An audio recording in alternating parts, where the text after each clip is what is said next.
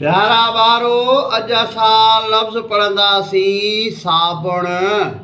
साबुण लफ़्ज़ 4 अखरनि ऐं 3 आवाज़नि जो ठहियलु आहे।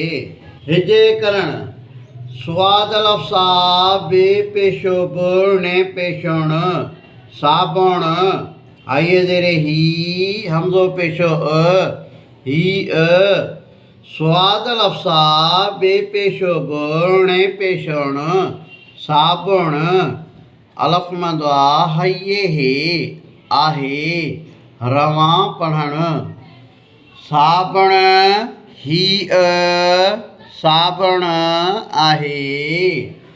वधीक ॾिसंदा यूट्यूब ते सिंधी एजुकेशन 92 ते। हिन वीडियो खे लाइक कंदा, शेयर कंदा, फॉलो कंदा।